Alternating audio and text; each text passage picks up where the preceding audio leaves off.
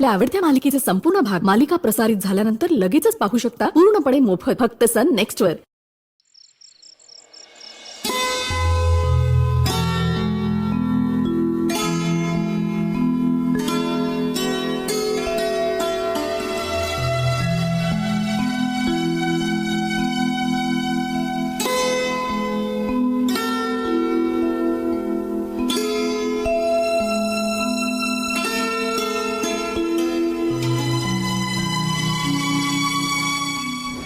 तुझ्या नवऱ्यावरती केलेले आरोप तू आता माझ्या नीलवरती ढकलतीयस। लाज नाही वाटत का ग तुला? लक्षात ठेव, यापुढे माझ्या घरात एक पाऊल सुद्धा टाकण्याची हिम्मत करायची नाही, कळलं? निघ माझ्या घरातून, निघ।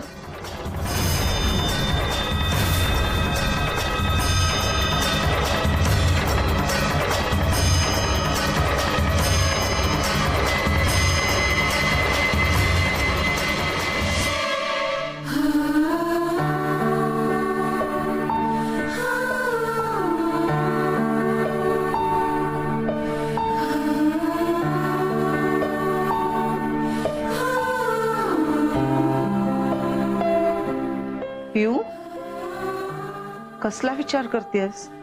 नाही, कसलाही नाही। मला माहिती आहे तू कसला विचार करतेस ते। आज भाऊबीज आहे ना। लहानपणी तुम्ही दोघी जणी खूप रडायचात भाऊ नाहीये म्हणून। तेव्हा मीच तुम्हाला समजावलं होतं, अगं एकीमेकींना राखी बांधा। तेव्हापासून तू अर्पिताला राखी बांधतेस, भाऊबीजेला ओवाळतेस। पण यावर्षी तुझ्याच वागण्यामुळे तुला नाही करता येणार आहे हे। एक मिनिट आजी, माझ्या वागण्यामुळे नाही, तिच्या वागण्यामुळे। नाही, चुकतेस तू। अगं तू एकटीच आहेस जी गौतमला सांगेल, समजावेल की युवराज निर्दोष आहे आणि त्याच्या विरोधातली तक्रार मागे घ्या।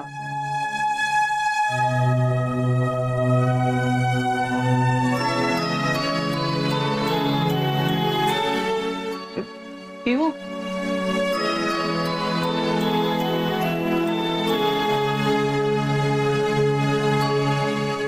एक दिवस तुला पश्चाताप होईल याचा।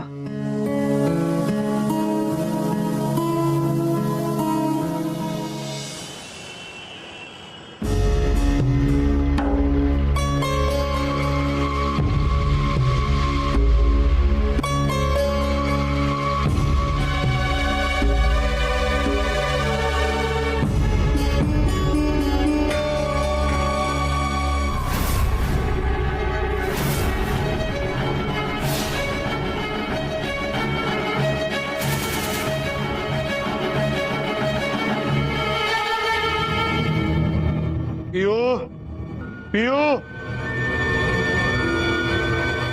हिला बाहेर काढ, ताबडतोब हिला बाहेर काढ। मी कुठेही जाणार नाहीये बाबा।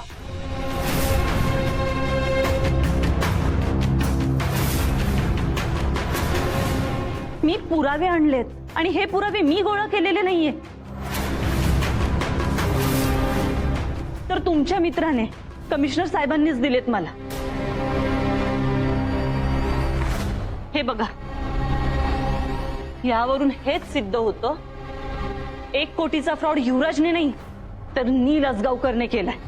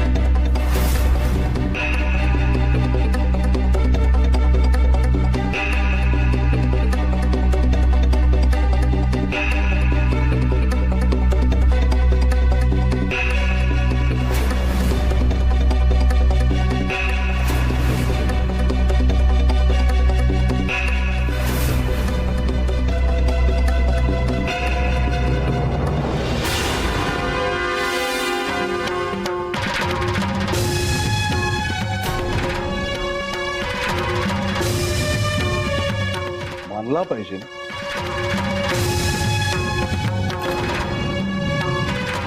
खरंच मानलं पाहिजे। हे जे काही आणलंय माझ्या समोर त्यावर मी फक्त एकच गोष्ट करू शकतो.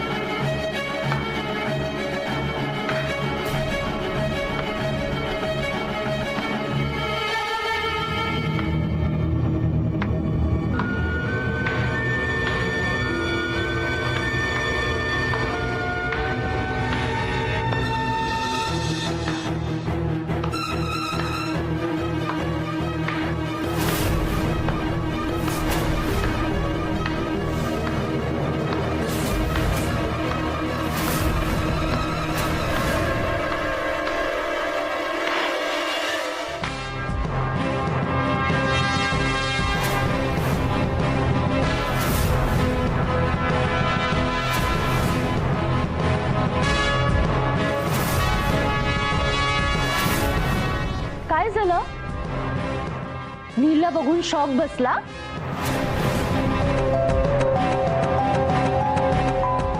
तुला काय वाटलं ग? तू आम्हाला हे सगळे असे पुरावे दाखवशील आणि आम्ही त्याच्यावरती विश्वास ठेवू? आम्हाला सगळ्यांना शॉक बसेल?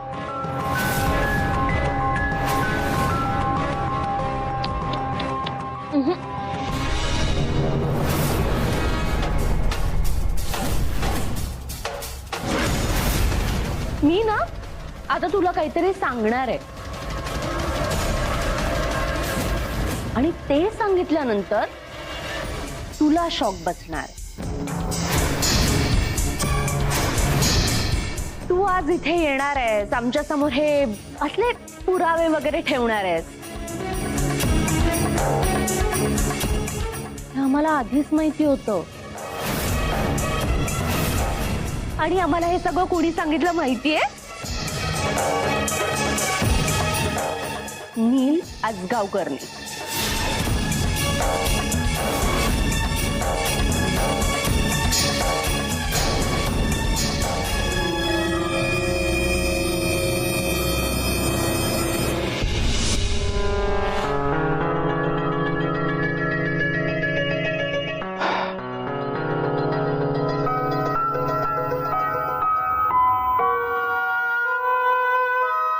नील, प्रिया अगं बाबा बाबा लवकर नील आला. नील, अरे मी किती फोन केला तुला, मी किती मिस करत होते, किती काळजी वाटत होती मला तुझी.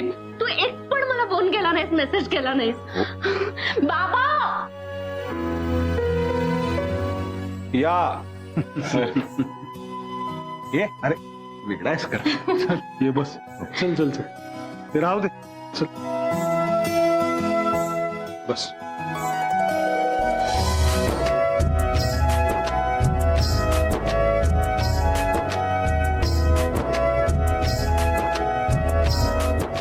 तर खरं तर इतक्या लवकर मला यायला जमणार नव्हतंच, पण प्रियाने मला सांगितलं की युवराजने 1 कोटीचा फ्रॉड केला आणि ते ऐकल्यावर मी लगेच निघून आलो.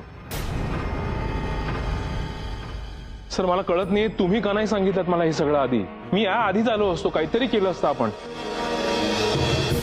अरे ऍक्च्युली म्हणूनच मुद्दाम नाही सांगितलं मी तुला. इतक्या दिवसांनी नातेवाईकांना भेटलायस तर कशाला उगाच तुला हे सगळं सांगून त्रास द्यायचा? त्रास तो तर होणारच आहे सर. रादर आता सगळ्यात जास्त त्रास मलाच होणार आहे. का? कारण हे सगळं प्रकरण आता माझ्या अंगाशी येणार. मला कदाचित अरेस्ट सुद्धा होऊ शकते. नील, अरे काय म्हणजे? कारण सर हे सगळं मुद्दाम घडवून आणलंय. म्हणजे सर तुम्हाला वाटतंय की युवराजनी हा जो काही फ्रॉड केलाय त्यामागे फक्त त्याची बेरोजगारी हे एवढंच कारण आहे? शुभदा ग्रुप ऑफ कंपनीज मधून तुम्ही त्याला काढून टाकलाय म्हणून आता पैसे कमावण्यासाठी त्यांनी हा असा मार्ग निवडलाय असं वाटतंय ना तुम्हाला? तसं नाहीये सर. खरं कारण काहीतरी वेगळंच आहे. सर मला सांगा, युवराजनी ते 1 कोटी रुपये स्वतःच्या अकाउंटमध्ये ट्रान्सफर केले होते का? नाहीच करणार तो. तितका मूर्ख नाहीये तो. प्रियाने मला सांगितलं की त्या पैशांबद्दल तुम्ही पुढे कुठली चौकशी केली नाही. पण मला खात्री आहे सर, आता कदाचित काही तासातच अर्पिता माझ्या विरुद्ध जास्तीत जास्त पुरावे गोळा करेल आणि तुमच्या समोर आणून ठेवेल. ती हे पूर्णपणे सिद्ध करण्याचा प्रयत्न करेल की ते सगळे पैसे माझ्या अकाउंटमध्ये ट्रान्सफर झालेत. त्या दोघांचा अजूनही खूप राग आहे माझ्यावर. आणि मला खात्री आहे सर, युवराजनी मुद्दाम माझ्या नावाने खोटं अकाउंट बनवलेलं असणार आहे आणि ते सगळे पैसे त्यांनी त्या अकाउंटमध्ये ट्रान्सफर केले असणार आहेत. आणि त्याचबद्दलचे सगळे पेपर, सगळे पुरावे अर्पिता तुमच्या समोर आणून ठेवेल. बघा तुम्ही.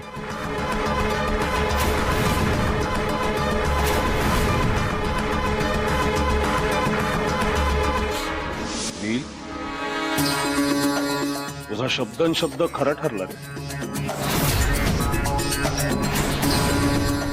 तू फ्रॉड केलायस असं सिद्ध करायचा प्रयत्न करण्यासाठी हे असले काहीतरी पुरावे घेऊन आली ही मुलगी.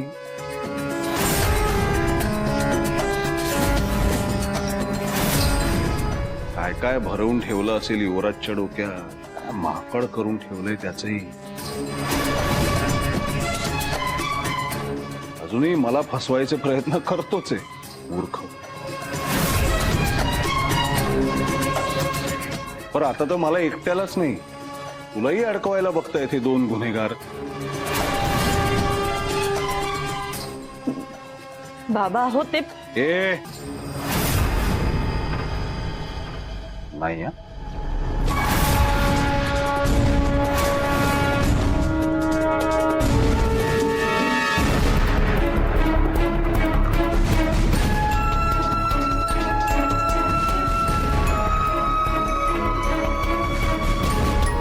ठीक आहे. शुभदा ग्रुपचे मालक श्री गौतम जहागीरदार साहेब,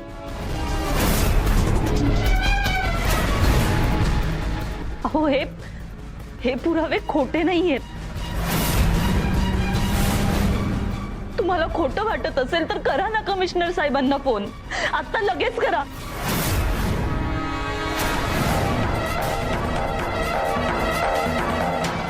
त्याची काहीही गरज नाहीये अर्पिता. आता 5 मिनिटांपूर्वीच माझं कमिशनर साहेबांशी बोलणं झालंय. त्यांनी स्वतः मला सांगितले की त्यांनी हे असे कुठलेही पुरावे तुला दिलेले नाहीयेत.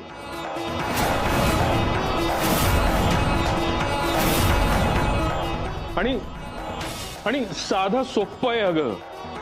हे पैसे जर मी चोरले असते तर मी स्वतःच माझ्याच नावाच्या अकाउंटमध्ये का ट्रान्सफर केले असते.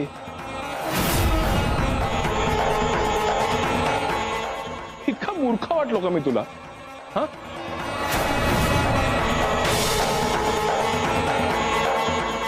युवराजनीच ते फेक अकाउंट्स बनवले आणि त्यासाठी माझं नाव वापरलं, फक्त मला अडकवण्यासाठी.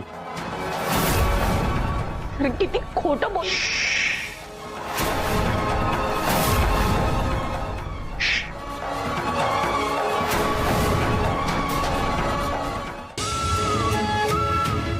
हे बघ ए मुली,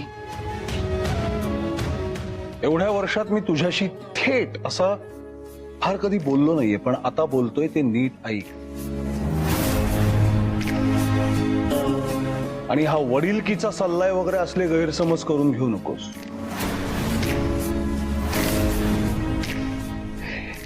हे जे त्या दीडदमडीच्या खोटारड्या नालायक फ्रॉड नवऱ्याला वाचवण्याचे तुझे वायफळ प्रयत्न चालवलेस ना तू,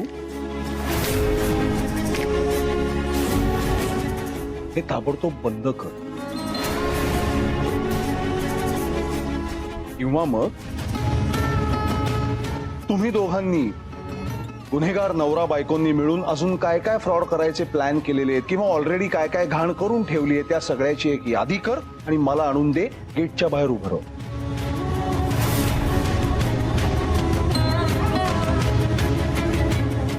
आत्ता ताबडतोब निघा.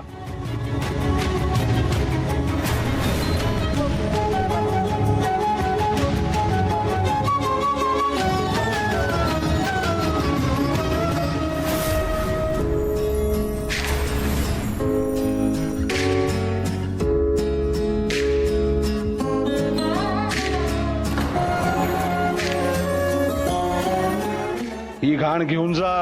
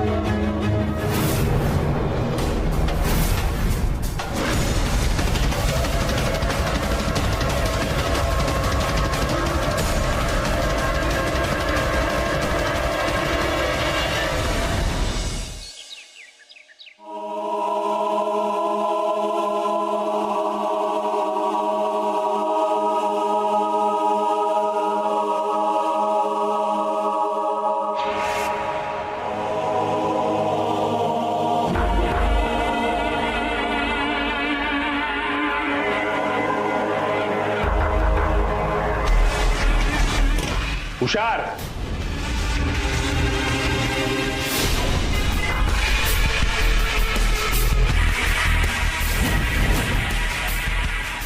तू इथे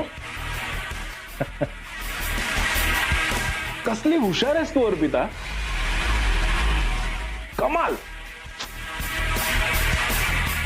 तुला ना बरोबर कळतं मी कधी कुठे काय करणार आहे, सगळं आधीच कळतं तुला. वा. ए तू ना ते कोण असतात ते डिटेक्टिव्ह.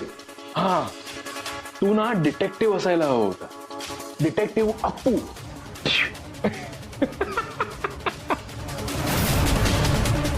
तुला बरोबर कळलं की तो फ्रॉड कोणी केला होता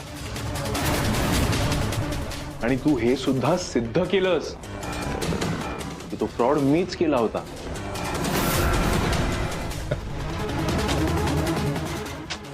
पण अर्पिता, विश्वास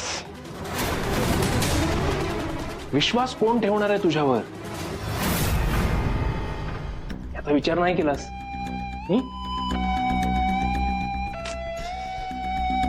चल ठीक आहे, आपण थोडा वेळ हे मान्य करूया की मी बाबा तुझ्यापेक्षा थोडा कमी हुशार आहे, पण तरी थोडा मेंदू वापरला मी. थोडा. एका फेक अकाउंट मधून ते 1 कोटी रुपये माझं नाव नसलेल्या दुसऱ्या फेक अकाउंट मध्ये मी ट्रान्सफर केले असते तर तुला माझ्या विरुद्ध पुरावे कसे मिळाले असते आणि मग ते पुरावे तू माननीय गौतम जहागीरदार यांच्या समोर सादर कसे केले असतेस. तू माझ्या विरुद्ध पुरावे गोळा करावेस आणि ते पुरावे गौतम जहागीरदार समोर सादर करावेस. हेच तर हवं होतं मला. कारण काय तिथे त्याचा तुझ्यावर विश्वास तर नाहीच आहे. त्यामुळे आता काय झालंय की तुझ्या बाबांसमोर सॉरी सॉरी सॉरी तू बाबा नाही म्हणत नाही का त्यांना. तुला हक्कच नाहीये ना तो. जाऊ दे. त्यामुळे श्री गौतम जहागीरदार यांच्या समोर माझी इमेज अजून उंचावली आहे आणि ते सगळं फक्त तुझ्यामुळे झालंय. Arpita, thank you so much.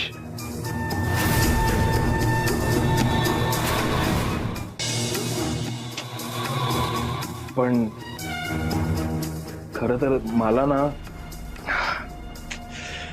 खरं तर खूप वाईट वाटतंय अगं. कारण काय आता तुझे ह्या घरातले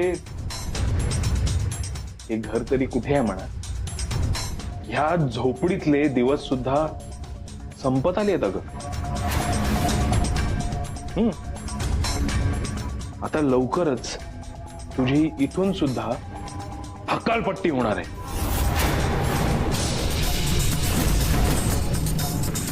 किती दुष्ट आहेस तू, हा? हे काय काय बोलतेस तू अर्पिता? मी दुष्ट नाही ग. किती साधा, किती प्रेमळ माणूस आहे. लोकांवर किती प्रेम करतो मी. तुझ्या बहिणीवर, प्रियावर किती मनापासून प्रेम करतो मी. प्रिया तर गौतम जहागीरदारची प्रिन्सेस आहे. आणि एखाद्या प्रिन्सेसवर प्रेम करणं हे सगळ्यांना परवडतं का? सांग ना मला. किती खर्च होतो अगं रोजचा. त्यात तुझ्या त्या बहिणीला वारंवार मोठ्या मोठ्या रेस्टॉरंट मध्ये जाऊन हादडायचं असतं. नवीन नवीन कपडे खरेदी करायचे असतात, इतर शॉपिंग करायची असते. त्याचे पैसे कुठून येणार? कुठून येणार? आणि तुला खरं सांगतो, माझ्यावर ना खूप कर्ज होतं. मला मेंटली खूप त्रास व्हायचा. त्यामुळे माझं कर्ज, माझं ओझं थोडं हलकं करण्यासाठी मी माझ्याच स्वतःच्या सख्या सासऱ्याचे थोडे पैसे वापरले. त्यात काय चुकलं माझं? हा? काय चुकलं?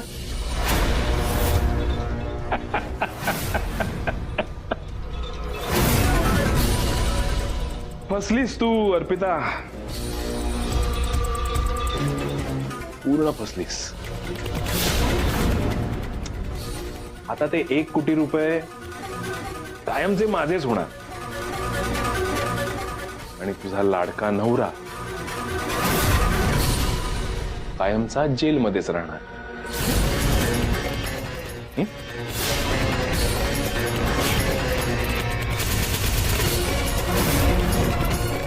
बाय.